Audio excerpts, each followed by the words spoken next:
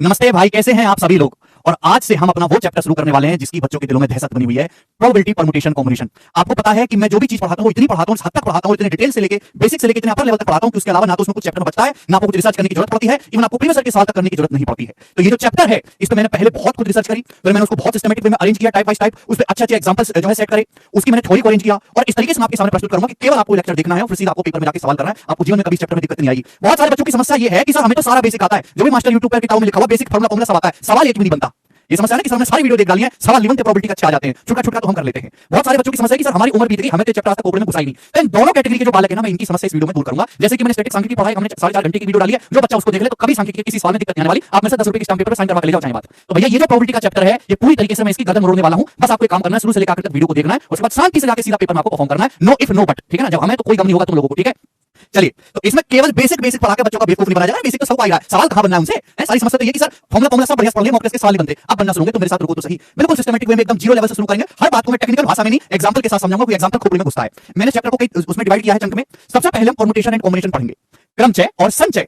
बच्चे इसको पढ़ते नहीं, सीधा यहां पे छलांग मारते हैं। बिना परम्यूटेशन कॉम्बिनेशन पढ़े आप आगे के मटेरियल को समझ ही नहीं सकते अच्छी तरीके से। जिस बच्चे को ये चीज समझ में आ गई वो प्रोबेबिलिटी अपने आप बना लेगा, क्योंकि प्रोबेबिलिटी क्या है कि परम्यूटेशन कॉम्बिनेशन का ये मिक्स अप है बेसिकली। और उसके बाद सबसे पहले हम क्रमचय संचय पढ़ेंगे, फिर प्रायिकता की हम थ्योरी पढ़ेंगे। थ्योरी मतलब एग्जांपल के साथ। आपको टेक्निकल बुकिश लैंग्वेज किसी को समझ में नहीं आती, हमको खुद नहीं आती, तो बुकिश लैंग्वेज नहीं, हम आपको सिंपल भाषा में बताएंगे। फिर हम प्रोबेबिलिटी पे बेसिक क्वेश्चन करेंगे जो किसी टाइप को फॉलो नहीं करते, बेसिक वाले सवाल, बहुत सिंपल, ठीक है। फिर देखिए फिक्स टाइप के जो सवाल है वो इजी टू अपर लेवल हम उठाएंगे। सबसे पहले कौन सिक्के वाले सवाल आते हैं, फिर डाइस पासा वाले सवाल आते हैं, फिर कार्ड्स ताश के पत्ते वाले जुआरी वाले सवाल आते हैं, फिर बॉल थैला में से लाल पीली नीली काली नारंगी बॉल निकालने वाले सवाल आते हैं, और फिर सबसे आखिर में मिसलेनियस मिक्स क्वेश्चन आते हैं जो खोपड़ी और आत्मा को हिला देते हैं, ठीक है ना। तो मैं ये सारे इसी ऑर्डर में आपको पढ़ाऊंगा। थोड़ी लंबी वीडियो होगी बट सॉल्यूशन जो है वो ऑन द स्पॉट अंत हो जाएगा चैप्टर का। किसी भी कंपटीशन की तैयारी करने वाले बच्चे को कोई दिक्कत नहीं है कि वो आर्ट साइड से या कॉमर्स बैकग्राउंड से क्यों ना पढ़ा हो, ठीक है बच्चों। तो हम शुरू करेंगे पहले परम्यूटेशन एंड कॉम्बिनेशन। परम्यूटेशन का मतलब होता है हिंदी में क्रमचय, और कॉम्बिनेशन का मतलब होता है हिंदी में संचय। अगर आप बहुत गहराई में जाओ तो इनके नाम में ही इनकी परिभाषा लिखी है। कॉम्बिनेशन का मतलब है ओनली सिलेक्शन, केवल सिलेक्शन करना, और परम्यूटेशन का मतलब है भाई सिलेक्शन भी करो और एक ऑर्डर में भी लगाओ मेरे दोस्त। समझ में भी आ, जैसे फौज में लड़के चूज करने 10, तो 10 लड़के पहले आप सिलेक्ट करो, फिर सिलेक्ट करने के बाद उनको एक ऑर्डर में लगाओ कि सबसे पहला आगे बंदूक लेके चलेगा, फिर राइफल लेके चलेगा, फिर छोटी पिस्तौल, फिर चाकू लेके चलेगा, तो एक ऑर्डर में भी लगाओ। तो इसमें 2 एक्शन इन्वॉल्व होते हैं परम्यूटेशन में। कॉम्बिनेशन में ऐसा कुछ नहीं, 10 लड़के छांट लो बस। तो बहुत फर्क है, ये मैं आपको आगे बताऊंगा। पहले बेसिक नियम पढ़ते हैं मेरे दोस्तों, बेसिक सब नियम पढ़ते हैं, ध्यान से मेरी बात को सुनेगा। फंडामेंटल प्रिंसिपल ऑफ काउंटिंग, गणित का मौलिक सिद्धांत गिनने का। सबसे पहला है मल्टीप्लिकेशन रूल। गणित का पहला मौलिक सिद्धांत है मल्टीप्लिकेशन रूल।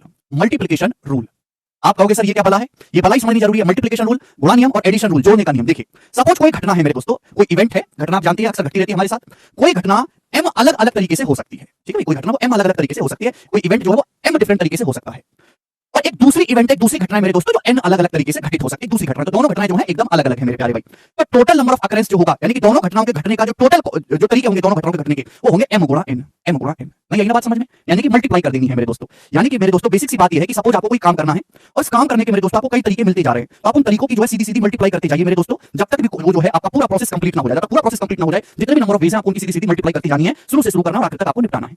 नहीं समझ में, एग्जांपल से समझते हैं मेरे प्यारे, ध्यान सुनिएगा। ये बात हिंदी में लिखी हुई है। जैसे भाई हम, ये हमारी बुक की पीपीटी है। एक मोहन जी है, मोहन के पास 3 पैंट है, 2 शर्ट है उनके पास। तो मोहन के पास 3 पैंट है और 2 कमीज है। तो कितनी तरीके से वो कमीज और अपनी पैंट का जोड़ा बना सकते हैं ड्रेस पहनने के लिए, बताओ कितने तरीकों से वो जोड़ा बना सकते हैं। अभी 3 उनके पास पैंट है, 2 शर्ट है, कितने तरीके से बना सकते हैं, जोड़े कितने तरीके से तैयार कर सकते हैं, आप खुद बताओ। तो भाई इसके उनके पास जो तरीके होंगे, for every choice of a pant there are 2 choice of shirt. ये देखो, ये बहुत बेसिक सी बातें होती हैं। ये जैसे उनके पास पैंट है ABC, और उनके पास 2 शर्ट है मेरे दोस्तों, शर्ट मान लेते हैं P और Q। तो पहली पैंट के साथ मेरे दोस्तों आप एक शर्ट ले सकते हैं, और पहली पैंट के साथ आप दूसरी शर्ट ले सकते हैं। तो हर पैंट के साथ 2 शर्ट का कॉम्बिनेशन बनेगा। और दूसरी पैंट के साथ आप पहली शर्ट ले सकते हैं और आप दूसरी शर्ट ले सकते हैं, देखो। और तीसरी पैंट के साथ आप पहली शर्ट ले सकते हैं और दूसरी शर्ट ले सकते हैं। तो टोटल कितने कॉम्बिनेशन बनेंगे, 6। ये कैसे पता चला, दोनों की सीधी सीधी मल्टीप्लाई कर दी, है ना। यानी कि हर एक पैंट के लिए 2-2 शर्ट के कॉम्बिनेशन बनेंगे। तो 3 पैंट है तो कितने कॉम्बिनेशन बनेंगे, कितने तरीके हो जाएंगे, 3 गुणा 2, 6 पेयर ऑफ पैंट शर्ट बनेंगे। और आपको सामने यहाँ पे दिखाई भी दे रहा है। अगर किसी को समझना है तो आपको लॉजिक डेवलप हुआ कि भाई अगर ऐसी कोई चीज आएगी तो हमको सिंपल से क्या करनी है, गुणा करनी है, मल्टीप्लाई करनी है, ठीक है जी। आप बोलोगे हाँ जी बिल्कुल सही, कोई परेशानी नहीं है। ध्यान से सुनिएगा, मैं आपके सामने एक और एग्जांपल लेता हूं। आप एक टेस्ट पेपर देखते हैं दोस्तों, देखिए एग्जांपल समझना बहुत जरूरी है, जब तक आपका बेसिक क्लियर नहीं होगा आप सवालों को नहीं कर सकते। आप एक टेस्ट पेपर देते हैं मेरे दोस्तों, और consist of question and each question has 4 choice. एक टेस्ट पेपर आप देते हैं जिसमें 10 क्वेश्चन है मेरे दोस्तों, और हर क्वेश्चन की 4 चॉइस है। हर क्वेश्चन को मेरे दोस्तों हमको अटेम्प्ट करना ही करना है, ये मैंडेटरी है। बिना अटेम्प्ट करेंगे तो आपको जो है तो छोड़ा दिया जाएगा। तो आप बताओ ये जो टेस्ट पेपर हो, ये जो आपका टेस्ट है, आप इसको कितने तरीके से आंसर कर सकते हैं, आप खुद सोचो। एक परीक्षा पेपर है, 10 प्रश्न है, हर प्रश्न के 4 ऑप्शन है। तो आप बताओ हर प्रश्न को जो है सॉल्व करना, उसको मार्क करना कंपलसरी है, कितने तरीके से आप पेपर का उत्तर दे सकते हैं।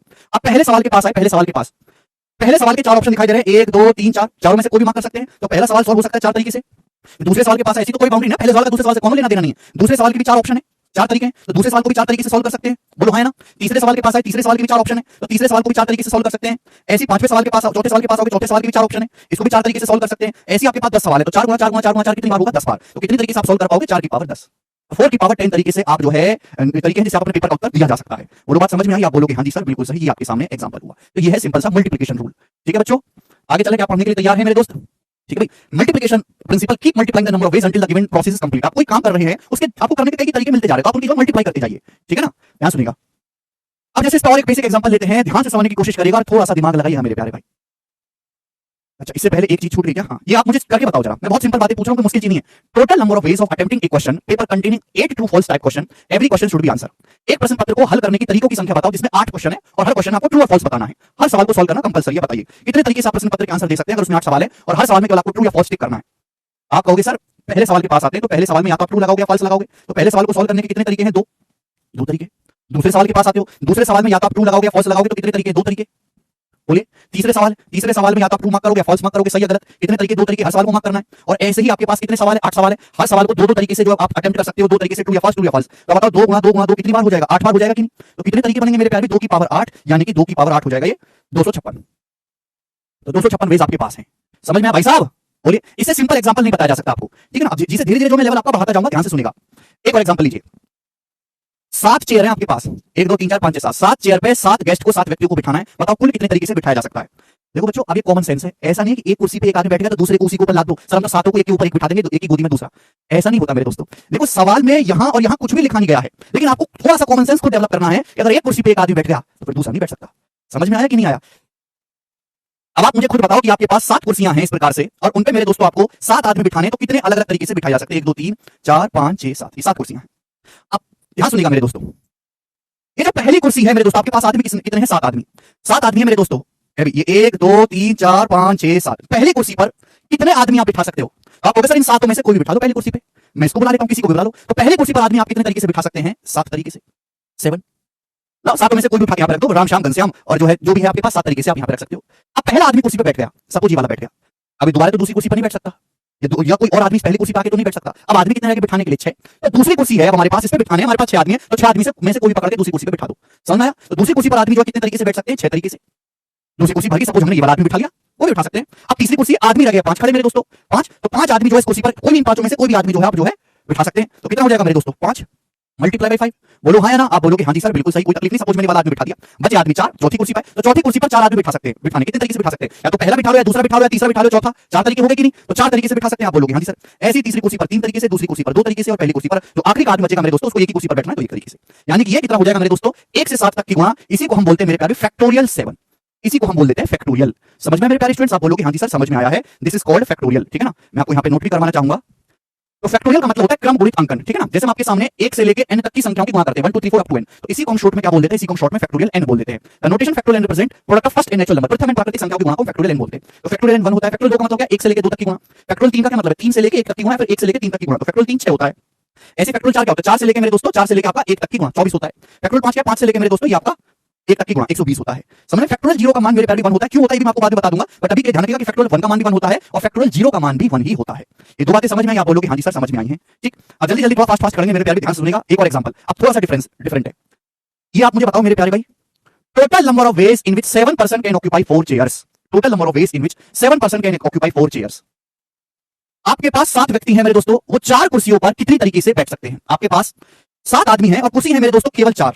बड़ी दुख की बात है भैया, कुर्सी कम पड़ रही है हमारे पास। ठीक है जी, चलो आपके पास मेरे दोस्तों केवल 4 कुर्सियां हैं, यहां बना देता हूं। चलो मैं 1 2 3 4, आपके पास आदमी है 7, तो 7 आदमी 1 2 3 4 5 6 7 इन 4 कुर्सियों पर कितनी तरीके से बैठ सकते हैं? ठीक है भाई, चलो अब जैसे हम पहली कुर्सी पर आदमी बिठाना चाहते हैं, पहली कुर्सी पर, तो पहली कुर्सी पर आदमी बिठा, इन 7 में से आप कोई भी बिठा सकते हो, हम इसको बिठा लेते हैं। तो पहली कुर्सी पर आदमी 7 जो है, 7 आदमी से कोई बैठ सकता है 7 तरीके से। एक अब आदमी कितने बचे मेरे दोस्तों? 6 आदमी बचे, तो 6 आदमी मुझे बिठाने हैं, 6 में से कोई भी आदमी बिठाया जा सकता है दूसरी कुर्सी पर, तो कितने तरीके हो जाएंगे? 6। सपोज ये वाला बैठ गया, कोई बिठा दो। अब बचे 5 आदमी, 5 आदमी बिठाने तीसरी कुर्सी पर, कितने तरीके से? तो पहला बिठा लो, या दूसरा है, तीसरा है, चौथा है, पांचवा, टोटल 5 तरीके हो जाएंगे मेरे प्यारे भाई। आप बोलोगे हाँ जी सर बिल्कुल सही, कोई प्रॉब्लम नहीं। फिर उसके बाद मेरे दोस्तों एक और बैठ गया। अब बचे मेरे पास यहाँ पे 4 आदमी, 4 आदमी को बिठाना है मेरे दोस्तों कुर्सी पर, तो कितने तरीके से बिठाया जा सकता है? 4। ये हो जाएगा 7 गुणा 6 गुणा 5 गुणा 4, कितना आ जाएगा मेरे प्यारे भाई? 5 चौक 20, 20 चिक्का 120, 7 840, तो 840 तरीके से बिठाया जा सकता है 840। समझ में आया? यहाँ तक किसी बच्चे को कोई समस्या? आप बोलोगे नहीं सर कोई समस्या नहीं है। और इसी को हम बोलते हैं मेरे प्यारे भाई 7p4। इसी को हम दोस्तों, इस बात को लिखने का ही तरीका है 7p4। समझ में आया मेरे दोस्तों? 7p4। ध्यान से मेरी बात को सुनिएगा मेरे दोस्तों, ध्यान से मेरी बात को। P मतलब होता है परमुटेशन, परमुटेशन का मतलब होता है क्रमचय, क्रमचय का मतलब पहले सिलेक्ट करो फिर अरेंज करो। दो प्रोसेस है। आपके पास 7 आदमी थे, 7 आदमी से में से पहले आपको सिलेक्ट करना है बिठाने के लिए, फिर वो बिठाना है कुर्सी पर। फिर बचे आदमी है, उनमें से सिलेक्ट करना है, फिर उसको बिठाना है दूसरी कुर्सी पर। फिर 5 आदमी बचे, उसमें से सिलेक्ट करना है कोई और बिठाना है तीसरी कुर्सी पर। फिर 4 आदमी बचे, उसमें से मेरे दोस्तों सिलेक्ट करना है, बिठाना है चौथी कुर्सी पर। तो 7 गुणा 6 गुणा 5 गुणा 4 इसमें आप सिलेक्ट भी कर रहे हैं और फिर उनको कुर्सी में अरेंज भी कर रहे हैं। तो इस मल्टीप्लिकेशन को हम 7p4 बोलते हैं। 7p4 जस्ट एक नोटेशन है मेरे प्यारे भाई, 7p4।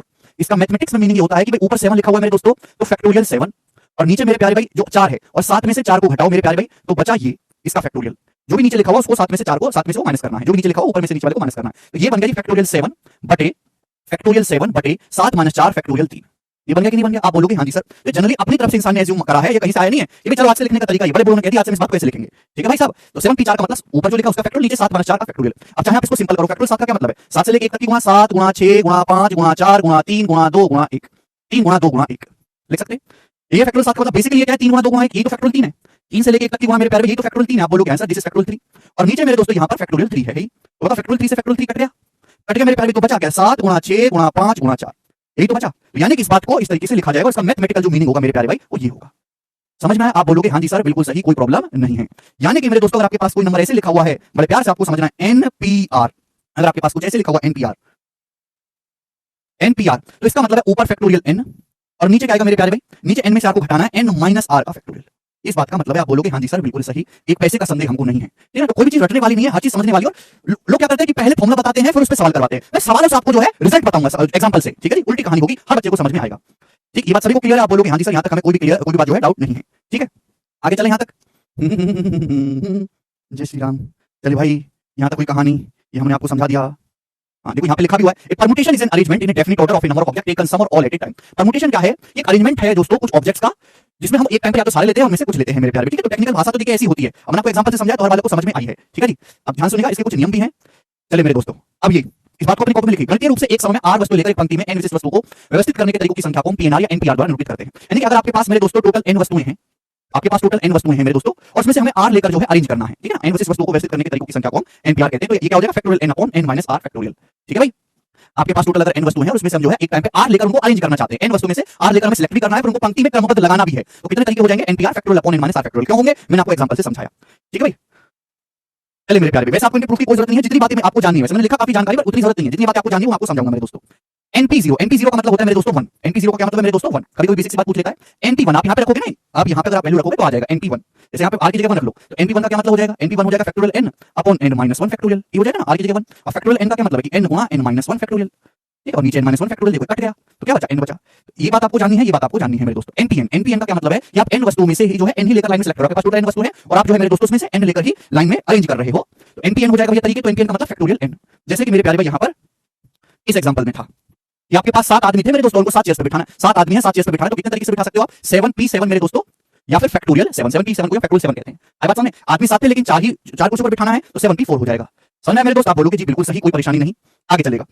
अब उससे पहले जो है स्टूडेंट्स आपको एक नियम और समझना है, यहां तक तो मैंने आपको समझा ही दिया है। ये multiplication rule, sorry multiplication rule तो मैंने बता दिया, एडिशन रूल। मल्टीप्लिकेशन प्रिंसिपल हो गया, एडिशन रूल और चाहिए ना? यस, एडिशन रूल, ठीक है ना? मल्टीप्लिकेशन रूल मैंने आपको समझा दिया, एडिशन सिद्धांत। अब एडिशन सिद्धांत का क्या मतलब है? ध्यान से सुनिएगा मेरे दोस्तों। सपोज हमें कोई प्रोसेस या कोई काम करना है, कोई इवेंट करना है। अब उस इवेंट करने का हमने एक तरीका ढूंढा, एक तरीका, और उस एक तरीके को सपोज m तरीके से किया जा सकता है। उस एक तरीके को जो है m वेज में किया जा सकता है, m वेज में। मैं आपको पहले परिभाषा बता रहा हूं, फिर मैं आपको उस पर एग्जांपल भी दूंगा। एडिशन रूल, सपोज कोई इवेंट है, कोई घटना है, कोई ऑपरेशन है, उसको m तरीके से किया जा सकता है। तो आपने दूसरा रास्ता ढूंढ लिया, उसी सेम घटना को दूसरे रास्ते से n तरीके से और किया जा सकता है। तो यानी कि मेरे दोस्तों फिर टोटल कितने तरीके से वो इवेंट हो जाएगा? m प्लस n वेज से हो जाएगा मेरे प्यारे भाई। एक operation can be performed in m ways and another operation, एक इवेंट के लिए भी लग सकता है, दो अलग अलग इवेंट, दो अलग अलग इवेंट है, आपस में इनका कोई लेना देना नहीं है एक दूसरे से। इस इवेंट को m तरीके से किया जा सकता है, इस वाली घटना को n तरीके से किया जा सकता है। तो यानी कि दोनों घटना मिलाकर फिर कुल कितने तरीके से घटित की जा सकती है? m plus n ways. Then either of the two operation, ठीक है ना? दोनों में से कोई एक घटना कितने तरीके से परफॉर्म की जा सकती है? m प्लस n वेज में, ठीक है? और ये आगे भी बढ़ता रहेगा मेरे प्यारे। This can be extended to any finite number of mutually exclusive event, ठीक है ना? तो यहाँ पे देखिए दो बात गौर करने वाली है। अगर आप किसी एक इवेंट के बारे में बात कर रहे हो जिसको आप m तरीके से कर सकते हो, आपने रास्ता खोज लिया, लेकिन मेरे दोस्तों एक और दूसरा रास्ता आपने खोजा उसी घटना को करने का n तरीके से, तो घटना टोटल कितने तरीके से परफॉर्म करी जा सकती है? m प्लस n तरीकों से। दूसरी बात, एक घटना है मेरे दोस्तों m तरीके से की जा सकती है, एक दूसरी घटना है जो पहले के बिल्कुल इंडिपेंडेंट है, दोनों में कोई लेना देना नहीं है मेरे दोस्तों, n तरीके से n वेज से हो सकती है। तो हम दोनों में से कोई भी एक घटना के होने के कितने वेज होंगे? m प्लस n वेज होंगे मेरे दोस्त। समझ में आया? आप बोलोगे हाँ जी बिल्कुल सही। और यहाँ पे इस बात को जो है, ठीक है, हिंदी में भी लिखा हुआ है, चलिए, अब जैसे मैं आपसे छोटे से एग्जांपल से आपको मैं बताता हूं, ध्यान से सुनिएगा सभी लोग। आप एक रेस्टोरेंट में खाना खाने जाते हैं, रेस्टोरेंट में, और आप कुछ भी खा सकते हैं, आप ईंट रोड़ा पत्थर लोहा कुछ भी खा सकते हैं। तो वहां पे मेरे दोस्तों 10 डिश तो है वेज, 10 डिश मेरे दोस्तों वेज हैं, और 4 डिश आपकी नॉन वेज है। ये मान लिया सपोज हमने 10 डिश आपकी वेज है और 4 डिश जो है वो आपकी नॉन वेज है। तो आप कितने तरीकों से किसी एक डिश को चूज कर सकते हो अपने खाने के लिए? कितने तरीकों से आप कोई एक डिश को चूज कर सकते हो अपने खाने के लिए? बताइए। तो 10 गुना 4 40 मत कर देना। आपके पास जो है एक रेस्टोरेंट में गए, आपको एक डिश खानी है, कोई 10 वेज के ऑप्शन है और 4 नॉन वेज के ऑप्शन है। तो कितने तरीके से आप कोई डिश अपने खाने के लिए उठा सकते हैं? 10 + 4 14, 14 तरीकों से आप डिश जो है अपने लिए ले सकते हैं, कोई एक डिश। समझ में आया? या फिर एक और एग्जांपल ले लें, सपोज जैसे सपोज आपने सबसे टफेस्ट एग्जाम क्लियर कर लिया इंडिया का, और आपको ऑप्शन है कॉलेज में एडमिशन लेने का, और हमारे देश में 25 आईआईटी हैं, हमारे देश में 25 आईआईटीज हैं, 25 आईआईटी के कॉलेज हैं, और ये मान लेते हैं कि हमारे देश में जो है 18 एनआईटी हैं, एनआईटी के कॉलेज हैं। ठीक है भाई, आपने बहुत ही अच्छा परफॉर्म किया अपने 12th के पेपर में, और आपको ऑप्शन दिया गया कि आप भैया किसी भी कॉलेज में एडमिशन ले सकते हो, 25 आईआईटी के कॉलेज और 18 एनआईटी के कॉलेज है। तो आप एडमिशन तो एक ही कॉलेज में लोगे ना, तो आप कितने तरीके से अपना कॉलेज चूज कर सकते हो? तो 25 गुना 18 नहीं हो जाएगा मेरे पैर, मल्टीप्लाई नहीं होगा यहाँ पे, कि दोनों एक दूसरे से बिल्कुल इंडिपेंडेंट है। तो आईआईटी में तो एनआईटी में नहीं जाओगे, एनआईटी में जाओगे तो फिर आईआईटी में नहीं जाओगे। ठीक है ना? तो दीज आर म्यूचुअली एक्सक्लूसिव। ठीक है भाई, ओके। तो आइदर आप कितने तरीके से एडमिशन ले सकते हो? 25 + 18 कितना आ जाएगा? 43 वेज से आप जो है एडमिशन ले सकते हो। तो सिंपल सा है एडिशन रूल। मल्टीप्लिकेशन रूल और एडिशन रूल में फर्क समझ में आया, और कहां कौन सा लगेगा ये बात आपको करते करते एग्जांपल के थ्रू पता चलेगी। ठीक है स्टूडेंट्स, आगे चलेंगे हम। यहाँ पर ध्यान सुनिएगा मेरे प्यारे भाई। चलो, अच्छा यहाँ पर एक चीज और छूट रही है, वो भी मैं आपको बताना चाहूंगा, और उसके बाद जो हम आगे के सवालों की तरफ चलेंगे। ये सारी थ्योरी मैं आपको पढ़ाऊंगा, ठीक है ना, और बिल्कुल इतनी आसान भाषा में कि आपको कोई दिक्कत नहीं आएगी जी। The number of permutation of n different object taken r at a time when repetition is allowed. ध्यान सुनिएगा मेरे प्यारे भाई, ध्यान से। The number of permutation of n different object taken r at a time when repetition is allowed बराबर n की पावर r। अभी आप इसको पढ़ लो, समझ लो मेरे दोस्तों, फिर मैं जो है आपके पास जो है इसके एग्जांपल के साथ बताऊंगा। आपके पास n डिफरेंट अलग अलग ऑब्जेक्ट हैं, और आप उसमें से एक टाइम पे r चूज करते हो मेरे दोस्तों। रिपीटेशन अलाउड है, तो आप कितने तरीकों से चूज कर सकते हो? n की पावर r तरीकों से। ठीक है भाई, एक सेकंड। जैसे कि मेरे दोस्तों हमने यहां पर इस वाले एग्जांपल में लिया था, इस वाले एग्जांपल में, ठीक है ना, अभी आपके पास बात आएगी। चलिए,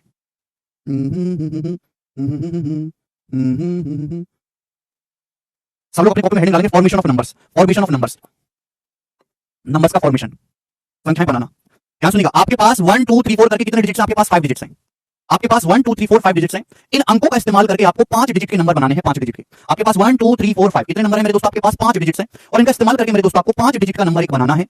दो केस है, पहला जब रिपीटेशन अलाउड, रिपीटेशन अलाउड मतलब आप कोई भी डिजिट कितनी बार रिपीट करके लिख सकते हो। जैसे कि यहाँ पे मैंने 1 2 3 और 4 देखो लिख देना, 4 को 2 बार, या फिर मैं भी लिख सकता हूँ 3 3 3 3 मैंने 3 को भी 5 बार लिख दिया, या फिर मैं 1 4 1 2 2 2 2 5 देखो हमने 2 को 3 बार लिख दिया। यानी कि यहाँ पे कितना भी आप कोई भी डिजिट रिपीट कर सकते हैं। तो आप मुझे बताओ, अगर आपके पास 1 2 3 4 5 इन्हीं 5 डिजिट का इस्तेमाल करना है, और आपको 5 डिजिट का नंबर बनाना है, रिपीटेशन अलाउड है, तो कितने नंबर्स बनाए जा सकते हैं? कितनी संख्याएं बनाई जा सकती हैं? जवाब दीजिएगा मेरे दोस्तों। तो आप मुझे जवाब दोगे, सर मैं 5 डिजिट का नंबर बनाना है, 1 2 3 4 5, 5 डिजिट का नंबर बनाना है। ध्यान से सुनिएगा, अब आपको वो नियम समझ में आएगा जो मैं आपको समझाना चाह रहा था। ठीक है भैया, अगर आप यहाँ पे ध्यान से देखो, तो जो पहला डिजिट है, जो पहला अंक है मेरे दोस्तों, इन पांचों में से कोई भी रख सकते हो आप। चाहे 1 रख लो, चाहे 2 रख लो, चाहे 3 रख लो, चाहे 4 रख लो, चाहे 5 रख लो, इन पांचों में से आप पहले स्थान पर कोई भी अंक रख सकते हो, यानी कि 5 तरीके हो जाएंगे। अभी जो दूसरा है मेरे प्यारे, यहाँ पे ऐसी कोई बाउंडेशन है नहीं ना कि आप रिपीट कर सकते। दूसरे प्लेस पर आप इन पांचों में से कोई भी अंक रख सकते हो, व्हाटएवर इट इज, 1 रख लो, 2 रख लो, सपोज आपने 1 रख लिया, तो यहाँ भी 1 रख सकते हो, हमें कोई आपत्ति नहीं है। तो यानी कि दूसरे प्लेस पर भी आप 5 तरीके से रख सकते हो। ऐसे ही तीसरे यहाँ पर तीसरी जगह पर इन पांचों में से कोई भी अंक उठा के रखा जा सकता है, यानी कि 5 हो जाएगा। अब चौथी जगह पर इन पांचों में से कोई भी रखा जा सकता है मेरे दोस्तों, ये भी आपका 5 हो जाएगा। समझ। अब इन जो है 5वें स्थान पर इन पांचों में से 1 2 3 4 5 में से कोई भी रख लो, सब मैं ये रख लेता हूं मेरे दोस्तों, इसके भी 5 तरीके हो जाएंगे। तो मेरे दोस्तों टोटल क्या हो जाएगा फिर? इनकी मल्टीप्लाई, तो मल्टीप्लाई क्या आ जाएगा मेरे दोस्तों? 5 की पावर 5। समझ में? क्योंकि यहाँ पर रिपीटेशन अलाउड है। पहला डिजिट आप जो है इन 5 में से कोई भी रख सकते हो। दूसरे स्थान पर मेरे दोस्तों आप इन 5 में से कोई भी रख सकते हो, नो प्रॉब्लम, कितना भी आप रिपीट कर लीजिए। तीसरे स्थान पर भी 5 में से कोई भी रख सकते हो, तो 5 तरीके हो जाएंगे, 1 रख लो, 2 रख लो, 3 रख लो, 4 4 5, तो 5 की पावर 5 हो गया कि नहीं हो गया? आप बोलोगे जी, यही बात तो आपको समझाने की कोशिश की जा रही है। The number of permutation of any different object taken r at a time when repetition is allowed. आप एनी डिफरेंट वस्तुओं में से आर एक समय पर ले रहे हो, तो कितने परमुटेशन, परमुटेशन का मतलब कितने क्रमचय बन सकते हैं, एक ऑर्डर में आपको रखना है। आप यहाँ तो एन में से एन ले रहे थे ना, आप तो 5 अंक थे और 5 ही आपको 5 अंकों की संख्या बनानी थी, तो कितने बन जाएंगे बच्चों? 5 की पावर 5 आ जाएगा कि नहीं आ जाएगा? समझना, यही तो बात लिखी हुई है यहाँ पर, रिपीटेशन इज अलाउड। अब जैसे अगर आपके सामने मेरे दोस्तों ये हो जाता कि 5 डिजिट का नंबर ना बना के आपको 3 डिजिट का नंबर बनाना है, तो क्या हो जाता फिर इसका आंसर? आपके पास 1 2 3 4 5 करके 5 डिजिट्स है, और आपको 3 डिजिट का एक नंबर बनाना है, 3 डिजिट का 1 2 3, और रिपीटेशन अलाउड है। आप मुझे बताओ कितने नंबर बनेंगे? तो आप कहोगे सर पहला डिजिट जो है हम सर 5 तरीकों से रख सकते हैं। पहला डिजिट या मैं 1 रखूं, चाहे 2 चाहे 3 चाहे 4 चाहे 5, दूसरे डिजिट के लिए कोई बाउंडेशन नहीं सर, दूसरा डिजिट में 5 ही तरीके से रख सकता हूं मेरे प्यारे भाई। अब तीसरा डिजिट भी सर मैं 5 ही 1 2 3 4 5 में से कोई भी रख सकता हूं, तो कितने तरीके बन जाएंगे मेरे दोस्तों? ये हो जाएगा 5 का क्यूब, यानी कि 125, 125। समझ में आया? आप बोलोगे जी बिल्कुल सही, यही बात मेरे दोस्तों आपकी यहाँ लिखी हुई है। अगर आप एक समय पर n वस्तुओं में से r वस्तुएं लेकर जो है क्रम से बनाते हो, तो कितने बनेंगे? n की पावर r। आपके पास यहाँ पर डिजिट कितने थे? 5, और उसमें से आपको जो 3 अंकों की संख्या बनानी है, तो कितने बन जाएंगे मेरे दोस्तों? कॉम्बिनेशन 5 की पावर 3। समझ में? आप बोलोगे हाँ जी सर बिल्कुल सही, कोई परेशानी नहीं, हमें बात अच्छी तरीके से समझ में आ गई। ठीक, चलो अभी तो आसान सी बात है दोस्त, आगे चलते हैं। ठीक है भाई, चलो और जो नीचे लिखा हुआ है मेरे दोस्तों, जरा मुझे इसको करके बताओ। जो नीचे लिखा हुआ है मेरे दोस्तों, जरा आप मुझे इसको करके बताओ। आपके पास 5 डिजिट्स हैं और आपको 5 डिजिट का नंबर बनाना है, रिपीटेशन अलाउड नहीं है। रिपीटेशन अलाउड नहीं है इसका मतलब कि आपको यहां पर एक डिजिट एक ही बार इस्तेमाल करना है, यानी कि मेरे दोस्तों एक 5 डिजिट का नंबर बनाना है, नो रिपीटेशन अलाउड। आप कहोगे सर एक ही नंबर बनेगा इस हिसाब से, तो 1 2 3 4 5, मैं कहूंगा बाबली भी तो बन सकता है 2 1 4 3 5, कहाँ रिपीटेशन हुआ? ये तो बन सकता है 5 1 4 3 2। ये देखो कोई भी डिजिट इसमें रिपीट नहीं हो रहा है, कितने बनेंगे मेरे दोस्तों? अब थोड़ा सा दिमाग लगाइएगा मेरे प्यारे भाई, नो रिपीटेशन अलाउड। आपके पास 5 अंक है 1 2 3 4 5। चलो यहां पे रखते हैं, तो पहला डिजिट में इन पांचों में से कोई भी रख सकता हूं, 1 2 3 4 5 कोई भी रख सकता हूं, यानी कि पहला डिजिट मैं यहां पे रख सकता हूं 5 तरीकों से। सपोज मैंने 4 रख लिया, सपोज मैंने एग्जांपल ले रहे हैं, सपोज मैंने 4 रख लिया। अब 4 क्यों रख लिया? मैं 4 का दोबारा इस्तेमाल नहीं कर सकता। अब मेरे पास बचे 4 डिजिट, 4 डिजिट बचे, तो दूसरी प्लेस पर मैं कितनी चारों में से कोई भी रख सकता हूं, या तो 1 या 2 या 3 और 5, यानी कि दूसरी प्लेस पर मैं रख सकता हूं मेरे दोस्तों 4 तरीके से। अब सपोज मैंने यहां पे दूसरी प्लेस पर 2 रख लिया है, कुछ भी रख लो आप। अब बचा मेरे दोस्तों ये तीसरी, मेरे पास 3 डिजिट है, तो मैं 3 डिजिट में से तीसरी जगह पर कोई भी रख सकता हूं, तो 3 तरीकों से मैं रख दूंगा। सपोज मैंने 5 रख लिया, ठीक है भाई। अब मेरे दोस्तों मेरे पास बचे 2 डिजिट, उन 2 डिजिट में से 1 और 3 बचे, या तो मैं 1 रखूंगा या मैं 3 रखूंगा, तो मेरे पास कितने तरीके हो जाएंगे? 2 तरीके हो जाएंगे यहां पर पुट करने के। सपोज मैंने 1 रख लिया, तो बचा मेरे पास 3, एक डिजिट है मेरे पास, एक ही जगह मुझे रखना है, तो मैं 3 को ही रख पाऊंगा केवल, तो एक ही तरीका हो जाएगा मेरे दोस्तों। तो 5 * 4 * 3 * 2 * 1, यानी कि हम इसे कहेंगे फैक्टोरियल 5। फैक्टोरियल 5 का मतलब दोस्तों ये हो जाएगा 120, 120, यानी कि अगर कोई रिपीटेशन अलाउड नहीं है तो 120 संख्याएं बनेंगी। यहां तक किसी वाले को कोई समस्या? आप बोलोगे नहीं सर कोई समस्या नहीं है, और ये बात जो है यहां पर आगे लिखी भी हुई है, ठीक है ना? अच्छा इसको और आगे मैं समझाऊंगा, ठीक है ना, और गहराई में जाके। 120 समझ में आया जी? किसी बच्चे को कोई दिक्कत? आप बोलोगे नहीं। दोनों एग्जांपल को बड़े प्यार से समझो, दोनों एग्जांपल को, यानी कि मेरे प्यारे भाई मैंने अभी तक आपको एक चीज पढ़ा दी है, ये वाली third point. In number of ways of selecting and arranging r things out of n different thing, factorial n upon n minus r factorial, और इसी को हम npr बोलते हैं। मैंने आपको समझा दिया ऑलरेडी कि अगर हम n अलग अलग चीजों में से r थिंग्स एक टाइम पर सिलेक्ट करते हैं, फिर उनको अरेंज करते हैं, तो कितने तरीके पॉसिबल है? npr factorial n upon n minus r factorial. अब मैंने आपको समझा दिया मेरे दोस्तों पहला वाला पॉइंट कि number of ways of arranging r different thing in a line. अगर आपके पास r अलग अलग वस्तुएं हैं और आपको उन सभी वस्तुओं को लाइन में व्यवस्थित करना है, एक ऑर्डर में लगाना है मेरे दोस्तों, अरेंज करना है, तो कितने तरीके हो जाएंगे? फैक्टोरियल r तरीके मेरे दोस्तों, फैक्टोरियल r। जैसे कि मेरे प्यारे भाई यहाँ पर ये वाला था कि आपके पास 5 डिफरेंट डिजिट्स थी और आपको मेरे दोस्तों उनको बिना रिपीट किए हुए जो है अरेंज करना एक लाइन में, तो कितने तरीके आए? फैक्टोरियल 5 तरीके आए। एंड डिफरेंट थिंग्स को आप जो है कर रहे हो, तो एक चीज एक बार इस्तेमाल होगी, दोबारा इस्तेमाल नहीं हो रही है, ठीक? दोनों पॉइंट समझ में आए? आप बोलोगे हाँ जी सर समझ में आए, आगे चलेंगे, ध्यान से सुनेगा मेरे दोस्तों सभी लोग। चलिए जैसे ही आया मेरे प्यारे भाई यहाँ पर आपके सामने, when 0 is involved, अब 0 के साथ प्रॉब्लम है। अब जैसे मैं आपसे कहूं आपके पास कि 0 1 2 3 क्या 4 अंकों की संख्या है? नहीं, 0 को अगर पहले स्थान पर रख देंगे तो 4 अंकों की नहीं, केवल 3 अंकों की संख्या है। आगे कितने भी 0 लगा लो, क्या फर्क पड़ता है? अब 0 1 2 3 4 आपके पास 5 डिजिट्स हैं, और मैं आपसे पूछना चाहता हूं कि 5 डिजिट का इस्तेमाल करके 5 अंकों की संख्या बनानी है। आपको 5 डिजिट नंबर बनाना है, 5 डिजिट नंबर, तो आप मुझे कृपया करके ये बताएं कि कितने तरीकों से बनाया जा सकता है 5 डिजिट नंबर, कितने तरीकों से बनाया जा सकता है? पहला है रिपीटेशन अलाउड, आर का मतलब रिपीटेशन अलाउड, ठीक है भाई? तो भैया 1 2 3 4 5। अब थोड़ा सा दिमाग लगाइएगा मेरे प्यारे भाई, पहले स्थान पर मैं क्या रख सकता हूं? पहले स्थान पर मेरे पास समस्या है कि मैं 0 नहीं रख सकता, कि अगर मैं पहले स्थान पर 0 रखूंगा तो नंबर 5 डिजिट का बनेगा ही नहीं, नंबर तो 4 ही डिजिट का रह जाएगा। तो पहले स्थान पर मैं 1 2 3 4 में से कोई एक संख्या रखूंगा, एक डिजिट रखूंगा, तो पहले स्थान पर मैं 4 तरीके से पुट कर सकता हूं 4 वेज में। समझ में आया? अब यानी कि 1 2 3 4 में से मैंने कोई भी एक यहां पर रख दिया, 0 का तो इस्तेमाल किया नहीं ना, 0 तो रखा ही नहीं। अब मेरे प्यारे भाई सपोज 0 1 2 3 4 में से मैंने ये रख लिया, सपोज 3 रख लिया, अब बचे मेरे पास 4 डिजिट 1 2 3 4। अब इन 4 0 1 2 4 0 1 2 4 इन चारों में से तो दूसरे स्थान पर कोई भी रखा जा सकता है ना, इन चारों में से कोई भी रखा जा सकता है। आप बोलोगे नहीं सर यहाँ पे तो रिपीटेशन अलाउड है, आप कोई भी रख लो मेरे दोस्तों, तो जरूर थोड़ा ना कि यहाँ पर आप जो है इन चारों, अगर आपने 1 2 3 4 में से कोई इस्तेमाल कर लिया तो आप उसको दोबारा इस्तेमाल कर सकते हो, यानी कि दूसरे प्लेस पर आप इन पांचों में से कोई भी रख सकते हो, चाहे 0 रखो, चाहे 1 रखो, चाहे 2 चाहे 3 या 4, तो 5 तरीके से। तीसरे स्थान पर भी रिपीटेशन भर के अलाउड है, देखो इन पांचों में से आप कोई भी पुट कर सकते हो, चौथे स्थान पर भी इन पांचों में से कोई रख सकते हो, छठे स्थान पर भी इन पांचों में से आप कोई भी रख सकते हो। तो टोटल तरीके कितने हो जाएंगे मेरे प्यारे भाई? ये हो जाएंगे 4 × 5 की पावर 4, ठीक है भाई? 625 चौका आ जाएगा 2500 तरीके, 2500 नंबर्स पॉसिबल है। समझ में आई बात? आप बोलोगे हाँ जी सर बात समझ में आई है, एक ढेले की इसमें परेशानी नहीं है। बाकी चलते हैं। रिपीटेशन नॉट अलाउड, अंकों की पुनरावृत्ति नहीं हो सकती। आपको 5 अंकों की संख्या बनानी है, 5 डिजिट का इस्तेमाल करके मेरे दोस्तों, एक डिजिट एक ही बार आपको यूज करना है। अंकों की पुनरावृत्ति मतलब पुनः रिपीट नहीं करना, रिपीटेशन एनी नॉट अलाउड। अब पहले स्थान पर मेरे पास फिर से वही समस्या आ गई कि मैं पहले स्थान पर 0 नहीं रख सकता, इन चारों में से ही मुझे कोई पुट करना पड़ेगा, तो पहले स्थान पर मैं जो है एक 4 वेस में कोई डिजिट रख सकता हूं। सपोज मैंने पहले स्थान पर ये रख लिया, अब मैं दूसरी जगह पर आया मेरे दोस्तों, तो दूसरी जगह पर मेरे पास अब 1 2 3 4 4 अंक है दूसरी जगह पर, इन चारों में से मैं कोई भी रख सकता हूं, तो दूसरी जगह पर रखने के तरीके भी 4 हो जाएंगे मेरे दोस्तों, 4 वेज हो जाएंगे, ठीक है ना? सपोज मैंने ये वाला रख लिया, अब मेरे पास 3 डिजिट बचे, इन 3 डिजिट में से मैं तीसरी जगह पर कोई भी रख सकता हूं मेरे दोस्तों, यानी कि 3 तरीके से मैंने सपोज ये रख लिया। अब आपके पास 2 डिजिट बचे, तो यहाँ पर मैं 2 में से या तो मैं कोई 0 रख लूं या 1 रख लूं, कोई भी रख सकता हूं, तो 2 तरीके से मेरे दोस्तों यहाँ पर पुट कर सकता हूं। सपोज मैंने ये वाला रख लिया होगा, कोई भी रख सकते हो। फिर आखिर में एक डिजिट बचा और मैं यहाँ पे एक बॉक्स में रखना है, तो एक ही तरीके से पुट कर पाऊंगा। तो कितने तरीके हो जाएंगे? 4 चौक 16, 16 तिया 48 और 4 चौक 16 तिया 48 दूनी 96, 96 वेज हो जाएंगे, 96। समझ में आया मेरे प्यारे दोस्तों? यहां तक कोई परेशानी? आप बोलोगे नहीं सर कोई परेशानी नहीं है। नेक्स्ट आगे चलेंगे जल्दी। एक और केस मैं आपको समझाता हूं, ध्यान से सुनिएगा। 0 1 2 3 4 बहुत प्यार से आपको समझना है मेरे प्यारे भाई। आपके पास 0 1 2 3 4 है, इन 5 डिजिट का इस्तेमाल करके आपको 5 डिजिट का ऑड नंबर बनाना है। क्या बनाना है? 5 डिजिट का odd number. Repetition not allowed, repetition allowed नहीं है। बताओ कितने तरीके से बनाया जा सकता है? 1 2 3 4 5, 5 अंकों की संख्या बनानी है आपको, संख्या बनानी है आपको ऑड।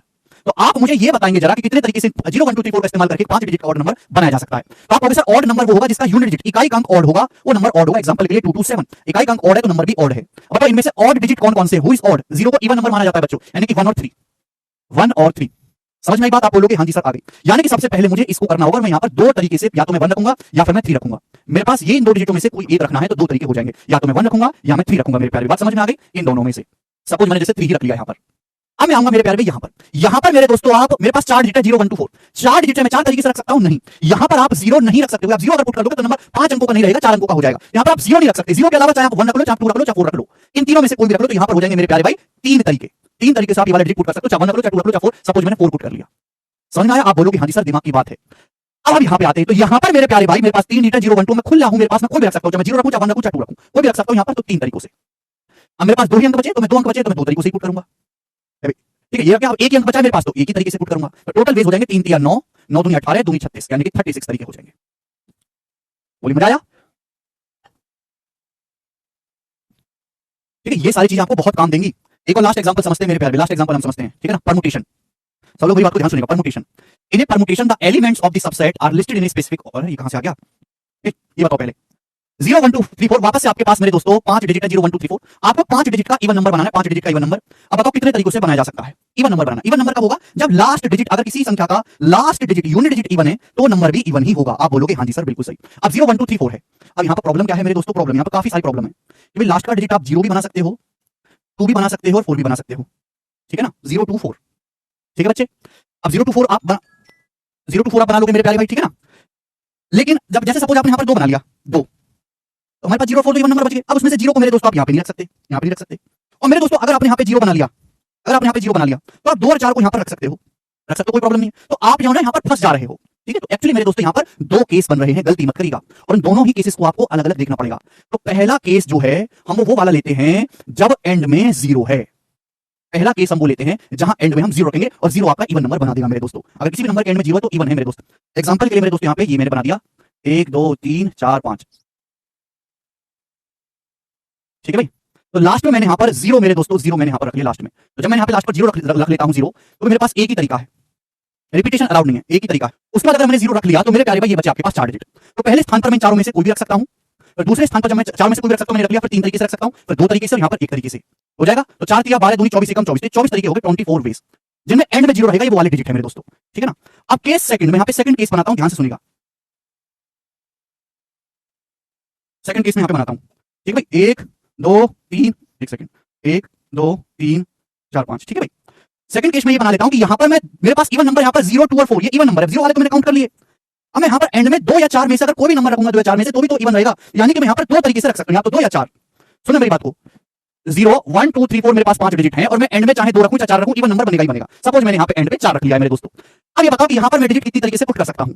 अगर आप गौर से देखोगे तो 0 नहीं रखा जा सकता यहां पर। शुरुआत में आपको या तो 1 रखना पड़ेगा या 2 रखना पड़ेगा, 3, यानी कि 3 तरीके से ही यहां पर आप पुट कर सकते हो, 3 तरीके से। समझ में? आप बोलोगे हाँ जी सर बिल्कुल सही। सपोज आपने इनमें से ये पुट कर लिया, यहां पर कोई प्रॉब्लम नहीं। अब आपके पास 3 डिजिट बचे, तो 3 डिजिट बचे तो यहां पर 3 जगह से 3 तरीकों से पुट कर सकते हो, या तो 0 रखो या 1 रखो या 3 रखो। आपने सपोज ये रख लिया। अब आपके पास 2 डिजिट बचे, तो 2 डिजिट यहां पर 2 तरीके से रख सकते हो, आपने ये रख लिया। बचा 1 डिजिट, 1 डिजिट आप यहां पर 1 तरीके से रख सकते हो। तो टोटल वेज हो जाएंगे 3 3 9 चौक 36, 36 हो जाएंगे मेरे प्यारे भाई यहां पर वेज। तो दोनों केस आपको अलग अलग बनाने हैं, आप भसड़ मत मचा दीजिएगा। अगर आप ये आपका रॉन्ग मेथड हो जाएगा मेरे दोस्तों, गलती हो जाएगी आपसे ब्लेंडर, तो ऐसी मिस्टेक हो जाएगी, बच्चे ध्यान नहीं दे पाएंगे कि भाई अगर आप यहां पे 2 रख लेते हो और फिर आपने यहां पे 0 बना लिया, तो प्रॉब्लम होगी कि नहीं होगी? प्रॉब्लम होगी कि नहीं होगी? ठीक है भाई? और आपने यहां पे मेरे दोस्तों 0 ले लिया, लेकिन 2 4 को तो आप यहां पर ले सकते हो, ये वाला केस तो चल जाएगा, लेकिन ये वाला केस नहीं चलेगा, ठीक है भाई? तो आपको जो है अलग से देखना पड़ेगा, फिर अलग से, ठीक है बच्चे? आप बोलोगे हाँ जी सर, इन दोनों को आप मिक्स नहीं कर सकते। तो 24 तो वो वेज होंगे जहां एंड में 0 आएगा, और बाकी 36 होंगे जहां एंड में 2 या 4 आएगा, 0 नहीं आएगा। तो टोटल कितने तरीके से आप बना सकते हो 5 अंकों की इवन नंबर? 24 प्लस 36 यानी कि हो जाएगा 60 वेज। समझ में बात? आप बोलोगे हाँ जी सर टोटल आपके 60 तरीके हो जाएंगे। यस और नो? आप बोलोगे बिल्कुल सही, कोई परेशानी नहीं है। आगे चलते हैं दोस्तों। परमुटेशन मैंने आपको पढ़ाई दिया कि एक परमुटेशन में element of subject are listed in specific order, ये परिभाषा है मेरे दोस्तों, ठीक है ना? तो परमुटेशन का मतलब है first select then arrange. Permutation का मतलब है कि पहले आप सिलेक्ट करें फिर अरेंज करें, ठीक है? अब मैं यहां पे आपको फर्क समझाऊंगा परमुटेशन का और कॉम्बिनेशन का। परमुटेशन का और कॉम्बिनेशन का यहां से हम फर्क समझेंगे, ध्यान सुनिएगा। एग्जांपल से समझते हैं कि आपके पास एक क्लास है, क्लास में 10 स्टूडेंट है, 10 चिल्ड्रन है, और आपको उनमें से किसी 4 को कॉल करना है और बोलना है कि आओ और एक लाइन में खड़े हो जाओ। तो इसे हम बोलेंगे परमुटेशन। परमुटेशन का मतलब पहले आप सिलेक्ट करो और फिर आप उनका अरेंजमेंट करो। जैसे आपके पास एक क्लास है, क्लास में 10 स्टूडेंट्स हैं, आप क्लास में गए और बोला आपने कि भाई आप में से 4 पहलवान खड़े हो जाओ, 4 पहलवान कुश्ती लड़नी है पड़ोसी स्कूल से, 4 जो तेज तगड़े लड़के हैं वो खड़े हो जाओ, सभी तगड़े में से क्लास में, तो किन्हीं भी 4 को खड़ा कर लो आप, और फिर आप उनको बोलो कि लाइन में खड़े हो जाओ। तो पहले आपने 10 में से 4 सिलेक्ट करे, एनी 4, फिर आपने उनको लाइन में खड़ा किया। तो दिस इज कॉल्ड जो है परमुटेशन। अगर ये किया जाएगा तो आप बताओ कितने तरीके से होगा?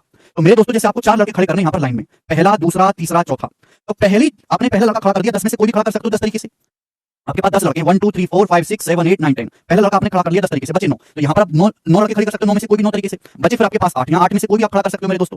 फिर बचे 7 लड़कों में से चौथे स्थान पर कोई भी खड़ा कर सकते हो। यानी कि टोटल तरीके कितने बन गए? 10 गुणा 9 गुणा 8 गुणा 7। और इसी को हम बोलते हैं मेरे प्यारे भाई 10p4। 10 में से आपको 4 सिलेक्ट करके अरेंज करने 10p4। और इसका मतलब हो गया फैक्टोरियल 10 अपॉन 10 माइनस 4 का फैक्टोरियल, और 10 माइनस 4 का मतलब हो गया फैक्टोरियल 6। फैक्टोरियल 10 को अगर मैं फैक्टोरियल 6 से भाग दूंगा तो यही आएगा 10 गुणा 9 गुणा 8 गुणा 7। तो this is called permutation. Combination का मतलब होता है only selection, no arrangement, only selection. 10 लड़के हैं आपके, 10 में से कोई 4 आ जाओ और कोई 4 आ जाओ, बस कुछ नहीं। आपको कोई लाइन वाइन में खड़ा नहीं करना, नो अरेंजमेंट। 10 में से एनी 4 को आपको जस्ट सिलेक्ट करना है। If there are 10 children in a class, if any 4 of them are called to the ground, then it is called selection. और इसी को हम बोलते हैं मेरे दोस्तों कॉम्बिनेशन। ठीक है पहले दोस्त, आप बोलोगे हाँ जी। ठीक है प्यारे बच्चे, तो 10 में से आपको जो है किन्हीं भी 4 को मैदान में बुलाना है और आपको बस यहाँ पे उनको क्या करना है? सिलेक्ट करना है। तो 10 में से 4 लड़के कितने तरीके से सिलेक्ट किए जा सकते हैं, उस तरीकों को कहते हैं कॉम्बिनेशन। तो मेरे प्यारे भाई नंबर ऑफ वेज, अब ये सेकंड जो नियम है इसको सभी प्यार से समझेंगे। Number of ways of selecting r things out of n different thing. अगर आप एन अलग अलग वस्तुओं में से आर थिंग सिलेक्ट करना चाहते हैं, सिलेक्ट नो अरेंजमेंट, तो कितने तरीकों से आप सिलेक्ट कर सकते हो? वो तरीका होता है मेरे प्यारे भाई एनसीआर। क्या होता है मेरे दोस्तों? एनसीआर। टीआर और सीआर में फर्क है, मैं आपको फर्क भी समझाऊंगा, प्रूफ भी समझाऊंगा। अगर आप एन अलग अलग वस्तुओं में से आर वस्तु सिलेक्ट करना चाहते हो तो कितने तरीकों से सिलेक्ट कर सकते हो? एनसीआर। और एनसीआर का इन भिन्न वस्तुओं में से आर वस्तु को चुनने के तरीकों की संख्या केवल चुनना है। एनसीआर का मतलब होता है कि जो ऊपर नंबर है फैक्टोरियल एन, उसका फैक्टोरियल, नीचे जो नंबर है आर आर उसका फैक्टोरियल मेरे प्यारे भाई। और मेरे दोस्तों फिर n minus r, n minus r, n में से आर को घटाना है, n माइनस आर का फैक्टोरियल। इसका मतलब है मेरे प्यारे भाई फैक्टोरियल n, n का factorial upon factorial r, r का फैक्टोरियल, और n में से आर को घटाना है n माइनस आर का फैक्टोरियल। इस बात का मतलब हो गया। आप बोलोगे हाँ जी सर बिल्कुल सही, एकदम टन टन टन बात अच्छी तरीके से समझ में आई है। ये उत्पन्न कहां से हुआ मेरे प्यारे भाई? ध्यान से सुनिएगा, ध्यान से। जैसे मेरे प्यारे भाई बहुत प्यार से समझिएगा, बहुत प्यार से। अगर मैं इसकी और इसकी मल्टीप्लाई करूंगा तो ये आना चाहिए कि नहीं आना चाहिए? अगर मैं इसकी और इसकी मल्टीप्लाई करूंगा, सॉरी इसकी और इसकी मल्टीप्लाई करूंगा, इसकी और इसकी, तो ये आना चाहिए कि नहीं आना चाहिए? बताओ, सोचो, लाइन को ढंग से पढ़ो। Number of ways of arranging r different thing in a line, number of ways of selecting r things out of n different thing. ध्यान से सुनिएगा मेरे प्यारे भाई। सपोज आपके पास एन वस्तुएं हैं और एन वस्तुओं में से आर वस्तु आपको सिलेक्ट करनी है, तो एन में से आर सिलेक्ट करने के तरीके, एन में से आर सिलेक्ट करने के तरीके, आपके पास एन वस्तु है और इन वस्तुओं में से आर सिलेक्ट करनी है आपको, तो एन में से आर सिलेक्ट करने के तरीके आपने सिलेक्ट कर लिया। ये जितने भी तरीके आगे मेरे दोस्तों ये आपने सिलेक्ट कर लिया, एन में से आर लड़के एक तरफ कर लिए। अब सिलेक्ट करने के बाद आर लड़के आपके पास हैं, आर लड़के, इन आर लड़कों को आपको लाइन में लगाना है, आर लड़कों को। तो कितने तरीके से लाइन में अरेंज किया जा सकता है? Number of ways of arranging r different thing in a line. Factorial r तरीके से उनको अरेंज किया जा सकता है, फैक्टोरियल आर तरीके से अरेंज किया जा सकता है कि नहीं? बोलो।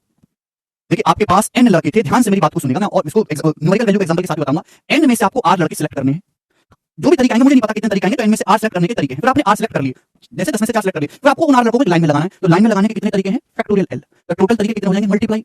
और पहले आपने सिलेक्ट किया, फिर आपने अरेंज किया। This is select, this is arrangement. Total ways क्या हो गया? मल्टीप्लाई। तो क्या बन गया मेरे दोस्तों? ये एनपीआर बन गया कि नहीं? Number of ways of selecting then arranging r things out of n. ये एनपीआर बन गया कि नहीं बन गया? आप बोलोगे हाँ जी सर ये एनपीआर बन गया। पहले आपने एन में से आर लड़के सिलेक्ट किए, फिर आपने उन आर लड़कों को लाइन में अरेंज किया। सिलेक्टिंग एन में से आर आपने सिलेक्ट किया, फिर अरेंज किया, तो क्या हो? इन तरीकों को हम क्या बोलते हैं? एनपीआर बोलते हैं। Number of ways of selecting then arranging r things out of n. ये जो फैक्टोरियल आर है मेरे प्यारे भाई, ये कहां चला जाएगा? ये नीचे डिवाइड में आ जाएगा, बटे में आ जाएगा। आप बोलोगे हाँ जी सर ये बटे में आ जाएगा। यानी कि मेरे प्यारे भाई ध्यान से सुनिएगा, ध्यान से, यानी कि एन में से आर वस्तु के सिलेक्ट करने के तरीके कितने हो गए? N P r upon factorial r. ये हो गए कि नहीं हो गए? और इसी को बच्चों नाम दे दिया गया, नाम दे दिया गया मेरे दोस्तों कि एन में से आर वस्तु चुनने के तरीके, एन में से आर सिलेक्ट करने के तरीके, इसको हमने अपनी मर्जी से नाम दे दिया एनसीआर। और एनसीआर का मतलब क्या होता है मेरे प्यारे? जवाब दो। अभी मैंने आपको पढ़ाया एनपीआर का मतलब factorial n upon n minus r factorial होता है। एनपीआर का मतलब factorial n upon n minus r का फैक्टोरियल डिवाइडेड बाय हमको करना है फैक्टोरियल आर। तो आप मुझे बताओ factorial n upon factorial r into n minus r factorial. बोलो बात समझ में आई कि नहीं समझ में आई? Factorial n upon factorial r into n minus r factorial. बोलो यस और नो। आप बोलोगे हाँ जी सर बिल्कुल सही, एक ढीले का डाउट नहीं है। यहाँ से बात निकल के आई कि नहीं निकल के आई? आप बोलोगे बिल्कुल सही निकल के आई है। यानी कि इसका मतलब अगर हमें एक क्लास में 10 लड़के हैं और 10 में से 4 को मैदान में बुलाया जाता है, किन्हीं भी 4 को, तो कितने तरीकों से 10 में से 4 लड़के सिलेक्ट करके मैदान में बुलाया जा सकता है? उनको कोई लाइन में खड़ा नहीं करना है। तो 10C4, 10C4, तो 10C4। और इसको कैलकुलेट कैसे करेंगे मेरे प्यारे भाई? पहले तो फैक्टोरियल 10 आएगा, फिर नीचे 4 का फैक्टोरियल आएगा, फिर 10 में से 4 घटाएंगे 6 का फैक्टोरियल आएगा मेरे प्यारे, 6 का फैक्टोरियल। ये होता है फैक्टोरियल 10 बटे फैक्टोरियल 4 इंटू फैक्टोरियल 6। समझ में आया? आप इसको कैलकुलेशन करेंगे तब आपकी वैल्यू आएगी। फैक्टोरियल 10 बटे फैक्टोरियल 4 इंटू फैक्टोरियल 6। लेकिन मेरे पास एक आसान तरीका है। फैक्टोरियल 10 का क्या मतलब है? 10 गुणा 9 गुणा 8 गुणा 7 गुणा फैक्टोरियल 6। यही बच्चों आप बोलोगे हाँ सर। फैक्टोरियल 4 गुणा फैक्टोरियल 6 है नीचे, तो फैक्टोरियल 4 गुणा फैक्टोरियल 6 नीचे, फैक्टोरियल 6 से फैक्टोरियल 6 कट जाएगा। तो बचा क्या मेरे दोस्तों? बचा 10 गुणा 9 गुणा 8 गुणा 7, और नीचे बचा मेरे दोस्तों फैक्टोरियल 4। एक बार रिपीट करके देख लीजिएगा आप, इसको थोड़ा बहुत डाउट आ रहा है। फैक्टोरियल 4 को हम लिख सकते हैं 4 गुणा 3 गुणा 2 गुणा 1, 4 इंटू 3 इंटू 2 इंटू 1। तो ये हो गया इसको कैलकुलेट करने का तरीका। मतलब जब भी मेरे पास ये कैलकुलेट करने के लिए आएगा तो मैं इस तरीके से नहीं लिखूंगा, मैं डायरेक्ट ये चीज लिखूंगा। कैसे लिखना सीखना है मैं आपको समझाता हूं, ध्यान से सुनिएगा मेरे प्यारे भाई। सब स्टूडेंट ध्यान सुनिएगा। जैसे आपको कैलकुलेट करना है 10C4, 10C4, तो 10C4 कैसे निकलेगा? तो नीचे कितना है? नीचे 4 है, तो 10 की मल्टीप्लाई करो मेरे दोस्तों 4 अंकों तक रिवर्स, 10 गुणा 9 गुणा 8 गुणा 7, 10 की मल्टीप्लाई करो 4 अंकों तक रिवर्स उल्टी। नीचे मेरे दोस्तों 4 है, तो 4 की मल्टीप्लाई करो रिवर्स तक, रिवर्स 1 तक, 4 3 2 1। ये होता है मेरे दोस्तों, ये हो गया इसका कैलकुलेशन। तो 4 3 12, 12 दूनी 24, 24 से 72 चला जाएगा 3 बार, तो 21 2 210, तो 2 110 इस सवाल का आंसर हो जाएगा 210। समझ में आई भाई साहब बात? आप बोलोगे हाँ जी। तो ये आपको प्रोसेस समझ में आएगी, नहीं समझोगे तो भी कोई दिक्कत नहीं, फिर तो आपको रखना पड़ेगा। आप नहीं समझ पाए तो आप इसको रख लीजिए फिर, क्योंकि 90% दुनिया रखती है। मैंने आपको फिर समझाने की कोशिश करी है कि आपको एन में से केवल आर पे सिलेक्ट करनी है। एन में से सिलेक्ट करने के तरीके आपको पता करने हैं, ठीक है ना? पहले आपने एन में सिलेक्ट किए, फिर उन आर लोगों को आपने एक लाइन में अरेंज किया। तो सिलेक्ट करने के बाद अरेंज करने के लिए टोटल तरीके क्या होंगे? मल्टीप्लाई बाय फैक्टोरियल आर, इसके बराबर हो जाएगा एनपीआर के बराबर फैक्टोरियल आर चला गया नीचे बटे में। तो यानी कि एन में सिलेक्ट करने के तरीके क्या आ गए? एनपीआर बटे फैक्टोरियल आर, और इसी को हम शॉर्ट में एनसीआर कह देते हैं। समझ में आई बातचीत? आप बोलोगे हाँ जी सर बातचीत समझ में आई है, ठीक है भाई, यस और नो? तो आपके सामने लिखा हुआ कि in a combination the element of subset can be listed in any order. इसमें आप जो है किसी भी ऑर्डर में आपको सिलेक्ट करना है, कोई अरेंज नहीं करना है, इसी भी क्रम में सूचीबद्ध किया जाएगा एन में से आर वस्तुओं को इस तरीके से, factorial n upon factorial r into n minus r factorial. Factorial निकालने के तरीके क्या है वो मैंने आपको समझा दिया। एक बात आपको और समझनी है, बहुत इंपॉर्टेंट नियम है कि एनसीआर का मतलब होता है एनसी एन माइनस आर। बहुत ही ज्यादा इंपॉर्टेंट नियम है कि एनसीआर का मतलब है एनसीआर बराबर nC n minus r. What is nCr बराबर एनसी एन माइनस आर, यानी कि इन दोनों का सम जो है मेरे दोस्तों एन के बराबर होना चाहिए। इन दोनों का जो सम है वो हमेशा एन होगा, इन दोनों का सम हमेशा एन होगा। जैसे मैं आपसे पूछूं कि जरा ये बताओ कि 15C13 क्या है? अब ऐसा तो नहीं कि पहले 15 की 13 तक गुणा करें फिर 13 की 1 तक। 15C13 को आप ऐसे भी लिख सकते हो कि 15C, इन दोनों का सम 15 होना चाहिए, 2 13 2 15। 15C2 अभी मैंने क्या बताया कि नीचे 2 है तो आपको क्या करना है? 15 की रिवर्स मल्टीप्लाई 2 अंकों तक, और नीचे 2 की मल्टीप्लाई रिवर्स 1 तक, यानी कि 2 7 14, यानी कि 105। ये हो गया मेरे दोस्त। सभी को बात समझ में आ गई? आप बोलोगे हाँ जी सर बिल्कुल सही समझ में आ गई। एक और एग्जांपल ले लेते हैं, जैसे कि हमने यहाँ पे आपके सामने छोटा सा ले लिया 16C11। ये बताओ इसका क्या मतलब है 16C11? तो 16C11 को आप लिख सकते हो 16C5, 11 5 16। 16C5 का मतलब क्या है? नीचे 5 है तो पहले 16 की मल्टीप्लाई करो 5 अंकों तक रिवर्स, 16 गुणा 15 गुणा 14 गुणा 13 गुणा 12। ये हो गया बच्चों, आप बोलोगे आंसर हो गया 16 15 14 13 12। फिर नीचे 5 है, 5 की मल्टीप्लाई करेंगे रिवर्स 1 5 गुणा 4 गुणा 3 गुणा 2 गुणा 1, 5 गुणा 4 गुणा 3 गुणा 2 गुणा 1। अब 4 3 12 से सॉरी ठीक है 4 3 12 से आपके 12 चला जाएगा, और 5 दूनी 10 से मेरे दोस्तों 16 गुणा 15 240 होता है, 24 बार जाएगा।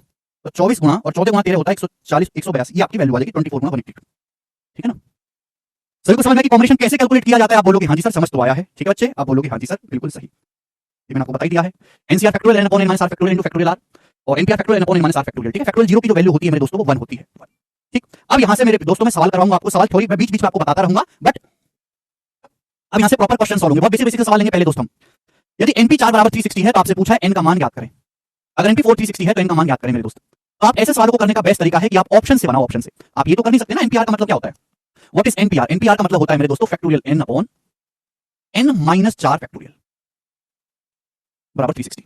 अगर आप इसको सॉल्व करेंगे तो एक इक्वेशन वगैरह बनेगी। तो भाई ऑप्शन से कर लेते, जो ऑप्शन सेटिस्फाई करेगा वो आंसर है। n की जगह 5 या 7 रखने पर तो बात नहीं बनेगी, फैक्टोरियल 6 रखने पर, ये 6 रखने पर सेटिस्फाई करेगा। अगर n की जगह फैक्टोरियल 6 रखोगे तो नीचे हो जाएगा 6 - 4 2 का फैक्टोरियल। फैक्टोरियल 6 को फैक्टोरियल 2 से भाग करेंगे तो 6 गुणा 5 गुणा 4 गुणा 3, ये फैक्टोरियल 2 से फैक्टोरियल 2 कट जाएगा तो 5 चौक 20 या 60 छिक्का 360 सेटिस्फाई कर गया, ये आंसर हो गया। बिल्कुल बेसिक सी बात हमने आपसे पूछी। अदरवाइज आप इक्वेशन बनाओ अभी फैक्टोरियल n को -4 से मल्टीप्लाई करेंगे तो क्या आएगा मेरे दोस्तों? फिर n n-1 लंबा प्रोसेस है दोस्त, ठीक है जी? आगे चलते हैं। 12pr बराबर 1320 है तो आपसे पूछा है r का मान क्या होगा? 12pr अगर मैं जहां पे r की जगह 2 रखता हूं मेरे दोस्तों 2, क्योंकि 1320 मतलब 13 12 गुणा 11, ठीक है भाई? 12 गुणा 11 तो 12 गुणा 11 तो आना ही, फिर 10 भी आना है तो r की जगह 3 रखना पड़ेगा। इसका मतलब है 12 गुणा 11 गुणा मेरे दोस्तों यहां पर 10, 11 गुणा 12 132 132 दुसान 1320। तो कब आएगा? जब 12p3 होगा, 12 फैक्टोरियल अपॉन 12 - 3, 12 - 3 9 का फैक्टोरियल। 12 फैक्टोरियल को 9 से डिवाइड करेंगे तो ये तो आता है 12 गुणा 11 गुणा 10 गुणा 9 फैक्टोरियल, 12 फैक्टोरियल है। ये 12 फैक्टोरियल है, नीचे 9 का फैक्टोरियल है, कट जाएगा मेरे दोस्तों, क्या बचेगा? 1320 बचा। तो ऐसा अगर कोई सवाल आता है, हालांकि जब बहुत ज्यादा आया नहीं है तो आप ऑप्शन से उठा सकते हैं, ठीक है? ये बनाओ मेरे दोस्त पहला सवाल। In how many ways can one selected cricket team of 11 players from 17 players and arrange them in row? बोला है कितने तरीकों से 11 प्लेयर की टीम बनाई जा सकती है, 17 प्लेयर्स और उनको एक रूम में अरेंज किया जा सकता है। तो तरीके आ जाएंगे 17p11, बी ऑप्शन।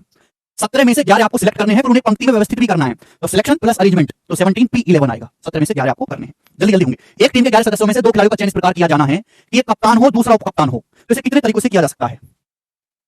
एक टीम के 11 सदस्य हैं, उसमें से 2 खिलाड़ी को चयन किया जाना है, ओके? कि एक आपका मेरे दोस्तों कैप्टन है और दूसरा यहाँ पे वाइस उप कप्तान है। तो कितने तरीके, यानी कि 11 में से 2 को आपको पहले सिलेक्ट करना है, फिर उनको जो है ऑर्डर में लगाना है, यानी कि कैप्टन दूसरा वाइस कैप्टन या फिर वाइस कैप्टन या फिर कैप्टन, ठीक है? तो यानी कि यहाँ पे डायरेक्टली में पहले आपको 11 में से 2 सिलेक्ट करने हैं और फिर उनको अरेंज भी करना है कैप्टन और वाइस कैप्टन में। तो कितने तरीके हो जाएंगे मेरे प्यारे भाई? 11p2 ओनली सिलेक्ट नहीं करना, तो 11 फैक्टोरियल 11 बटे फैक्टोरियल 9, ठीक है भाई? तो इसका मतलब हो जाएगा 11 गुणा 10 यानी कि 110। पहला ऑप्शन सवाल का आंसर होगा। तो बेसिकली मेरे दोस्तों अगर आपके पास जैसे 12p3 है, आपके पास मेरे दोस्तों जैसे 12p3 है ना? तो 12p3 तो 12 की रिवर्स मल्टीप्लाई करनी है आपको 3 अंकों तक, ये मतलब होता है एनपीआर का, ठीक है भाई? मैं आपके सामने लिख देता हूं मेरे दोस्तों, जैसे 7p3 क्या मतलब है मेरे दोस्तों? तो यहां पे 3 लिखा हुआ है, तो 7 की आप मल्टीप्लाई करो रिवर्स 3 अंकों तक, मतलब हुआ। समझ में मेरे दोस्तों? अब एग्जांपल से धीरे धीरे आप समझते जाओगे, ठीक है ना? जैसे कि मैं आपके सामने लिख देता हूं 15p कितना ले लेते हैं मेरे दोस्तों? 4 ले लेते हैं। इसका मतलब हुआ मेरे दोस्तों आपको 15 की मल्टीप्लाई करनी है रिवर्स 15 गुणा 14 गुणा 13 गुणा 12 4 अंकों तक, ठीक है बच्चे? आप बोलोगे हाँ जी सर बिल्कुल सही बात समझ में आई है, कोई परेशानी नहीं है। ये बताओ 8 व्यक्तियों की समिति में से हम किस प्रकार से 2 सदस्य चुन सकते हैं, यह मानते हुए कि एक व्यक्ति एक से अधिक पद धारण नहीं कर सकता? From A committee of 8 persons in how many ways can we choose 2 members assuming one person cannot hold more than one position? बहुत बेसिक सी बात है, बताओ 8 में से हमें कितने प्रकार से दो चुन सकते हैं कि कोई भी आदमी एक से अधिक पद धारण नहीं कर सकता, यानी कि रिपीटेशन अलाउड नहीं है। तो 8 में से हमको दो चुनना है, रिपीटेशन नॉट अलाउड, दो आदमी हमको चुनने हैं। तो पहला आदमी हम 8 तरीके से चुन सकते हैं।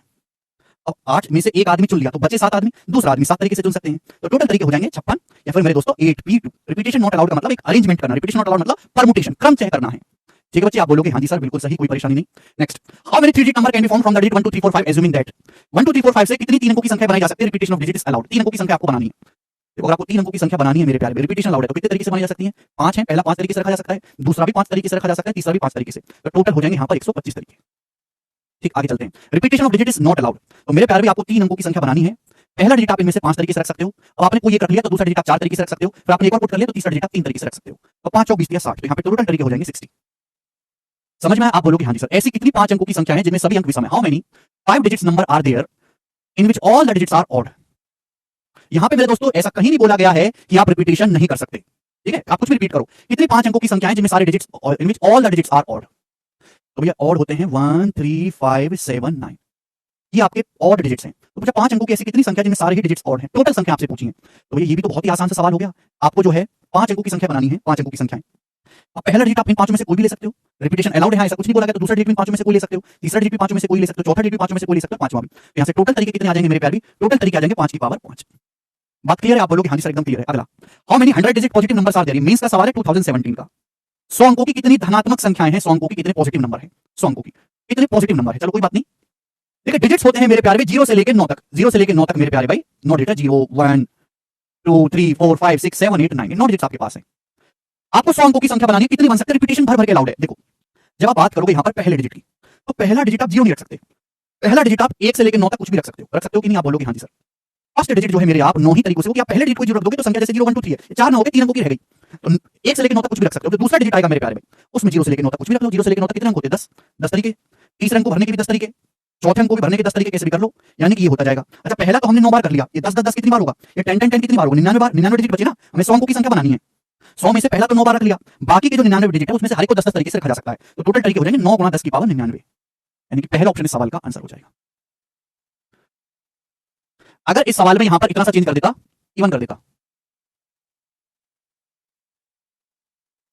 100 अंकों की कितनी सम धनात्मक संख्याएं, तो कैसे करते हैं मेरे दोस्तों? आप ही बताओ। 100 अंकों की कितनी सम धनात्मक इवन संख्याएं, इवन नंबर। तो भाई इवन नंबर है तो लास्ट का डिजिट हमें इवन लेना होगा। लास्ट डिजिट या तो आप 0 ले सकते हो, फिर या 2 या 4 या 6 या 8, इनके अलावा और कुछ नहीं ले सकते। तो पहला डिजिट तो आप 1 से लेकर 9 तक कुछ भी ले सकते हो, 0 नहीं ले सकते। अगर आपको इवन नंबर बनाना है तो लास्ट का डिजिट आप 5 तरीकों से ले सकते हो, 5 तरीकों से लास्ट का डिजिट। तो पहला लास्ट का डिसाइड हो गया, बचे अब 98 डिजिट्स बचे, बीच के 98 डिजिट, उनमें आप कुछ भी भरते रहो, कोई फर्क नहीं पड़ता। हर डिजिट को आप 10 तरीकों से भर सकते हो, हर डिजिट को 10 तरीकों से।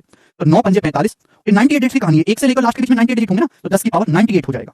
टोटल 100 अंकों की संख्या बनानी है, पहला और आखिरी बट 98 डिजिट्स। तो 45 गुना 10 की पावर 98, फिर इस सवाल का आंसर हो जाता। ये बनाए बच्चों। सवाल नंबर 7 करें। Find the number of 4 letter words with और without which can be formed of the letter of word rules where the repetition of the letters is not allowed.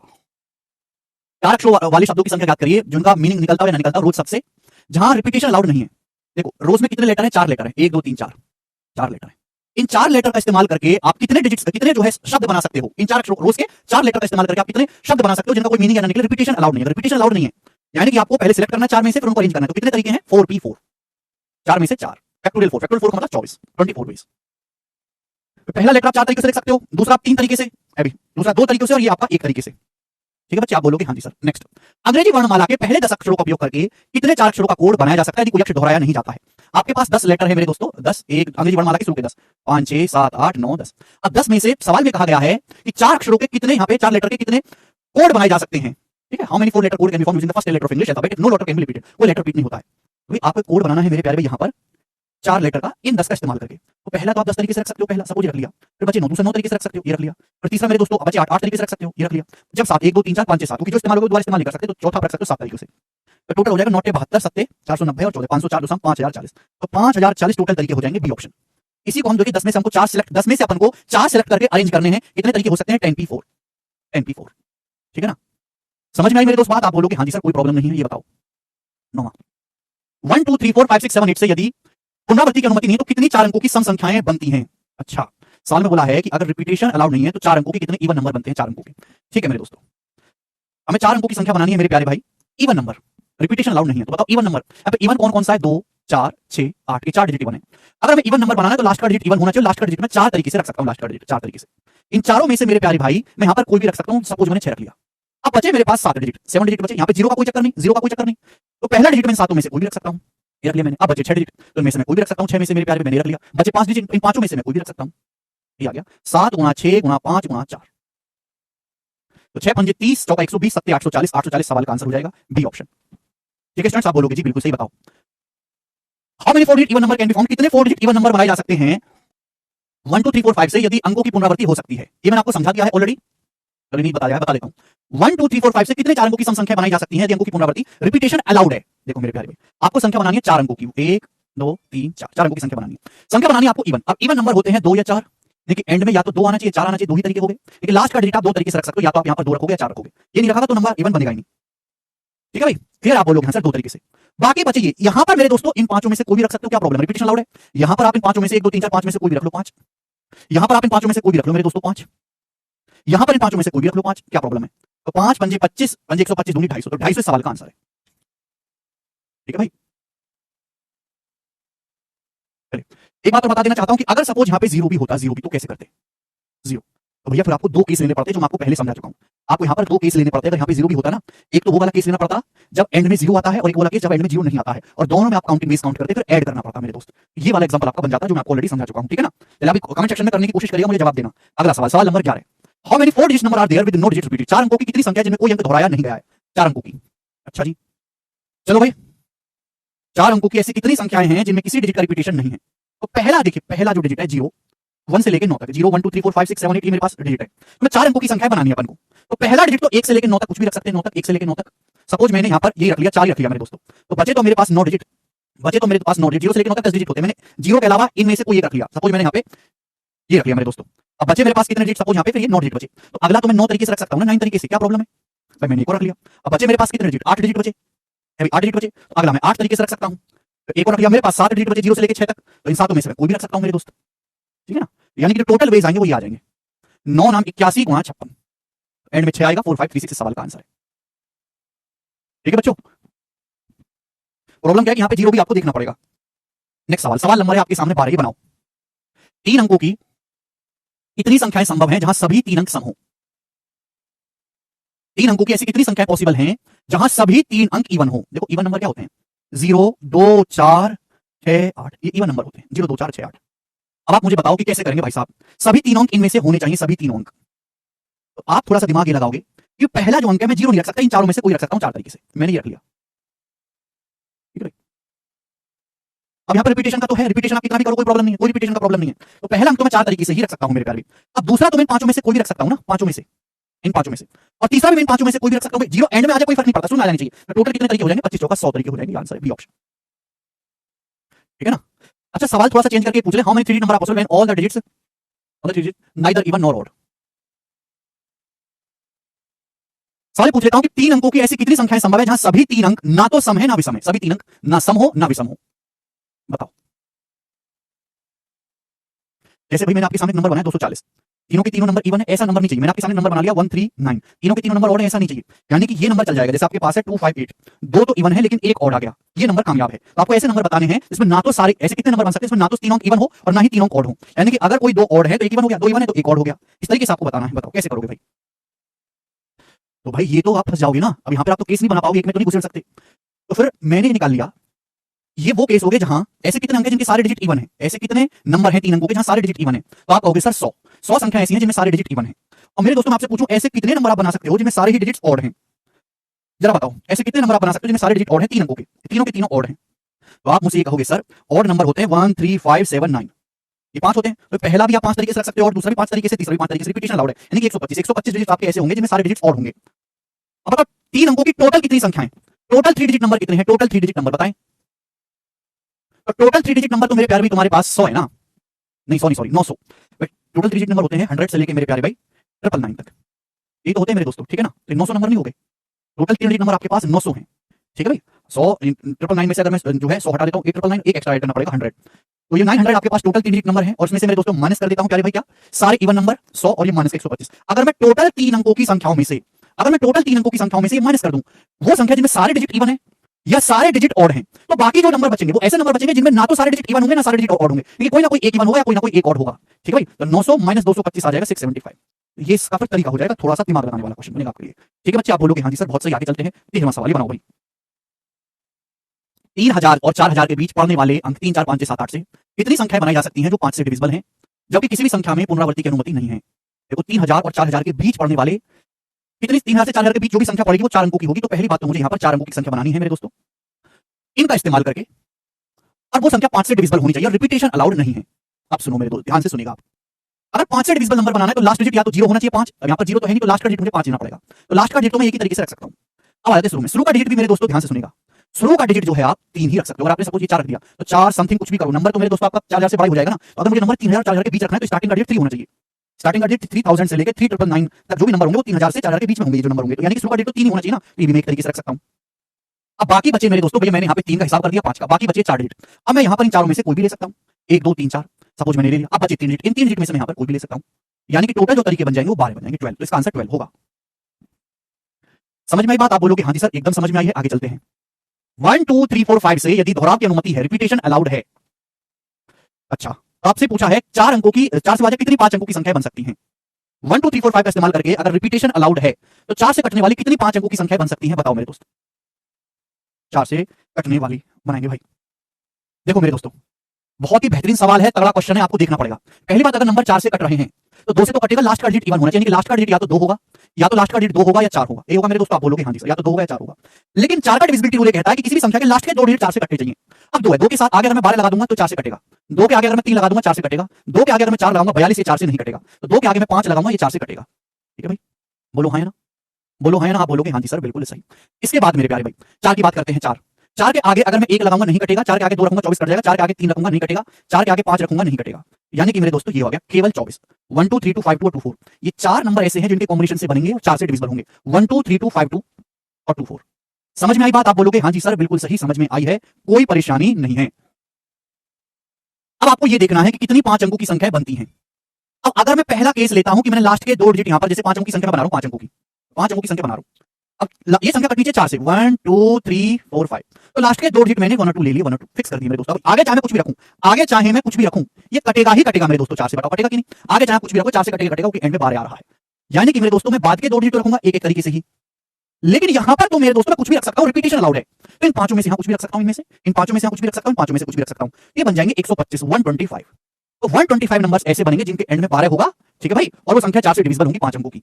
बिल्कुल ऐसे यहां से भी 125 नंबर आएंगे, यहां से भी 125 नंबर बनेंगे, कोई फर्क थोड़ा है। लास्ट के 2 डिजिट सेम रखने, यहां से भी 125 नंबर बनेंगे और यहां से भी 125 नंबर बनेंगे। तो टोटल हो जाएगा 125 का 4 गुना मेरे दोस्तों, यानी कि 500। कुछ छूट गया क्या? एक तो 12 रह गया, एक तो 2 1 हो गया, एक 2 3 हो गया, 2 4 तो नहीं होगा, 2 5 हो जाएगा। अब 4 1 नहीं बनेगा, 4 2 बन जाएगा, 4 3 बन जाएगा, 2 4 का भी बन गया 42, 4 2 5 पंजे 25 पंजे 125, 125 चौका हो जाएगा ना 4, तो ये तो 500 नंबर हो जाएंगे, 500। इस सवाल का आंसर 500 आना चाहिए भाई। ठीक है भाई, एक बार फिर से देख लेते हैं भाई। 1 2 1 का बन जाएगा, 1 2 3 हो जाएगा आपका, 2 और 5 हो जाएगा, 42 तो कटेगा नहीं 4 से। और इसके बाद आपका एक 4 2 हो जाएगा। 4 का 3 के साथ 34 डिविजिबल नहीं है, 54 डिविजिबल नहीं है 4 से, 14 नहीं है। हाँ एक और रह गया ना यहाँ पे, 44 रह गया, 44 रह गया भाई। एक और रह गया मेरे दोस्तों, 4 4 भी तो डिविजिबल है, 4 4। अब देखिए 2 के आगे 2 तो डिविजिबल नहीं है ना, लेकिन 4 4 तो डिविजिबल है, 4 4। 44 भी तो डिविजिबल है। ठीक है भाई, तो यानी कि 125 संख्या यहां से आएंगी, तो टोटल 125 का 5 गुना हो जाएगा, यानी कि 625 संख्या बनेगी। पहला ऑप्शन 625। ठीक है भाई, तो थोड़े से दिमाग लगाने वाले क्वेश्चन है, आसान नहीं है भाई। सवाल नंबर 15 बुद्धि लगानी पड़ेगी बहुत ज्यादा। इन 5 अंकों की कुल संख्याएं जो 4 से विभाज्य हैं, और संख्याएं 1 2 3 4 5 6 के का उपयोग करके बनाई जाती है। संख्या में कोई अंक का रिपीटेशन नहीं किया गया है, अच्छा दोहराव नहीं किया जाता है। एन का मान क्या है, मतलब 5 अंकों की ऐसी कुल कितनी संख्या पॉसिबल है जो 4 से डिविजिबल है, और 1 2 3 4 5 6 का इस्तेमाल करके बनानी है, कोई रिपीटेशन यहां पर अलाउड नहीं है। तो भाई आपको तो यहां पे हर एक केस को देखना पड़ेगा।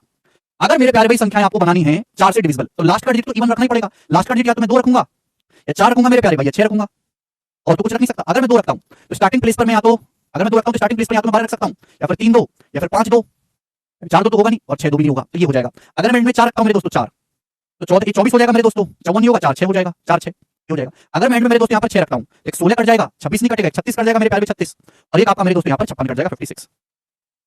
ये हो जाएगा मेरे प्यारे भाई। यहां तक बात समझ में आ गई? आप बोलोगे हाँ जी सर समझ में आ गई है। अब आप मुझे ये बताओ, सभी लोग मेरी बात को ध्यान से सुनिएगा, ध्यान से। ये वाला केस देख लेते हैं, वाला केस रिपीटेशन अलाउड नहीं है। मुझे संख्या बनानी है मेरे दोस्तों कुल 5 अंकों की, कुल 5 अंकों की। ये हो गया 1 2 3 4 5, 1 2 3 4 5। अगर मैंने लास्ट में 2 रख लिया एक तरीके से, तो फिर मैं आगे 1 3 5 रख सकता हूं। आगे या तो मैं 1 रखूंगा या 3 रखूंगा, 5 रखूंगा, 3 तरीके से मेरे प्यारे भाई। तो 2 अंक मेरे ठिकाने लग जाएंगे, यहां से मेरे कितने डिजिट ठिकाने लग गए भाई? मैंने यहाँ पे 2 रख लिया, एक तो फिक्स हो गया, या 135 में से मैंने कोई रख लिया, बचे मेरे पास आपके पास यहाँ पे 4 अंक। यहाँ पर मैं 4 अंकों को रख सकता हूँ, यहाँ पर मैं 3 अंकों को रख सकता हूँ, यहाँ पर मैं 2 अंकों को रख सकता हूँ। ठीक है भाई, कोई प्रॉब्लम? आप बोलोगे हाँ जी सर बिल्कुल सही। तो 2 तिया 6 चौक 24 तिया 72 एकम 72 हो जाएगा 72 तरीके, जिनमें एंड में 2 आएगा। समझ में बात? आप बोलोगे हाँ जी सर बिल्कुल आई। उसके बाद आप ये वाले देखो मेरे दोस्तों, ये वाला जिनमें एंड में 4 आ रहा है। अब मेरे दोस्तों 5 अंकों की संख्या बनानी है, 1 2 3 4 5। एंड में मैंने 4 फिक्स कर दिया, एक ही नंबर है। अगर 4 फिक्स कर दिया तो आगे या तो मैं 2 रखूंगा या 6 रखूंगा। तो कितने तरीके हो गए मेरे दोस्तों? 2 तरीके हो गए। 4 मैंने फिक्स कर दिया, आगे या तो 2 रखेंगे या 6 रखेंगे। सपोज मैंने 2 रख लिया मेरे प्यारे भाई, 2 रख लिया। अब बचे आपके यहाँ पर 4 अंक, 1 2 3 4। यहाँ पर 4 अंकों में से कोई भी रखा जा सकता है। 4 अंकों में से सपोज मैंने ये रख लिया मेरे दोस्तों, तो बचे आपके 3 अंक। फिर मैंने ये रख लिया, सपोज बचे आपके 2 अंक। 2 अंकों में से कोई भी यहाँ पे 2 अंकों में से यहाँ पे 2 तरीकों से रखा जा सकता है। तो 2 तिया 6 चौक 24 और 24 दूनी 48 हो जाएगा 48 तरीके। 4 दूनी 8 48। बिल्कुल मेरे दोस्तों एज इट इज यहां पर भी कितने तरीके आएंगे? ऊपर वाले केस की तरह यहां पर भी 72 तरीके आएंगे, 72 वेज आएंगे यहां पर भी। तो जैसा ऊपर वैसा नीचे बनेगा। तो टोटल हो जाएंगे 72 72 144 प्लस 48 192 वेज। डी ऑप्शन 120 72 192 वेज हो जाएंगे। काफी ज्यादा दिमाग लगाने वाली बात है। आगे चलेंगे, नेक्स्ट क्वेश्चन। 0 1 2 3 4 5 6 अंकों से 1000 और 5000 के बीच कितनी संख्याएं बनाई जा सकती हैं? रिपीटेशन अलाउड नहीं है 0 1 2 3 4 5 6 का इस्तेमाल करके 1000 और 5000 के बीच। अच्छा जी, रिपीटेशन अलाउड नहीं है।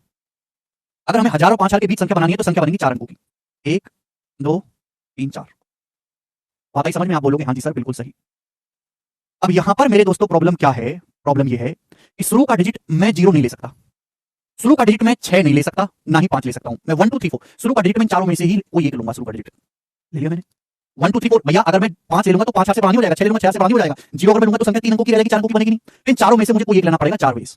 सपोज मैंने मेरे दोस्तों यहां पर ये 3 ले लिया, 3 इनमें से कोई एक ले सकता हूं। अब बचे मेरे प्यारे यहां पर कितने अंक? मेरे पास यहां पर अंक बचे हैं 1 2 3 4 5 6। तो अगला नंबर तो मैं 6 तरीके से ले सकता हूं। मैंने सपोज ये ले लिया। फिर बचे आपके पास यहाँ पर 5 अंक, तो अगला अंक मैं 5 तरीके ले सकता हूं। मैंने ये ले लिया। फिर बचे आपके पास 4 अंक, तो अगला मैं 4 तरीके से ले सकता हूं। अब 5 चौक 20 छिक्का 120 चौका 480, इनके टोटल वेज हो जाएंगे बी ऑप्शन 480। अगला सवाल नंबर 17। ऐसा ही क्वेश्चन है, सवाल को आप खुद से करने की कोशिश करेगा 17 क्वेश्चन को। ठीक है भाई, कमेंट्स में सब लोग। अच्छा मैं आपसे जो है एक बात और बताना चाहूंगा, जैसे सवाल नंबर 14 और 15 ये हमने कर ली, हर बच्चे को समझ में आया होगा, ऐसा तरीका है। लेकिन आप इसको थोड़ा और स्मार्ट वे में सोच सकते हो, अगर थोड़ी सी ज्यादा बुद्धि लगाओ मेरे प्यारे, ज्यादा बुद्धि। कैसे? ध्यान सुनेगा मेरे प्यारे भाई। 1 2 3 4 5 से यदि रिपीटेशन की अनुमति है तो 4 से विभाज्य कितनी 5 अंकों की संख्या बनती है? अब अगर मुझे 5 अंकों की संख्या बनानी है तो मुझे लास्ट के जो 2 डिजिट है मेरे प्यारे, लास्ट के 2 डिजिट, लास्ट के 2 डिजिट है मेरे प्यारे, मैं वो यही ले सकता हूं। तो 12 या 32 या 52 या 24 या 44, यानी कि लास्ट के 2 डिजिट को भरने के जो तरीके हैं वो 5 तरीके हैं। लास्ट के 2 डिजिट को भरने के 5 तरीके हैं। ठीक है भाई, लास्ट के 2 डिजिट को भरने के। अब लास्ट के 2 डिजिट को मैंने भर दिया, बचे मेरे दोस्तों 3 डिजिट। अब इन 3 डिजिट में तो मैं कुछ भी डाल लूं ना, इन 5 में से रिपीटेशन के अलाउड है भाई। इसमें से पहला डिजिट भी 5 तरीके से भर सकता हूं, इन 5 में से दूसरा भी 5 तरीके से भर सकता हूं, तीसरा भी 5 तरीके से भर सकता हूं। तो टोटल कितना हो गया अभी? 625 हो गया कि नहीं? यानी कि आप इसको एक एंटिटी मान के चलो कि लास्ट के 2 डिजिट एक एंटिटी है, और लास्ट के 2 डिजिट की टोटल कॉम्बिनेशन लास्ट के 2 डिजिट का ये 5 तरीके से भरा जा सकता है। और शुरू के जो 3 डिजिट है इसमें हर डिजिट को 5 तरीके से भर सकते हो। तो टोटल जो वेज हो जाएगा 5 की पावर 4 625 हो जाएंगे।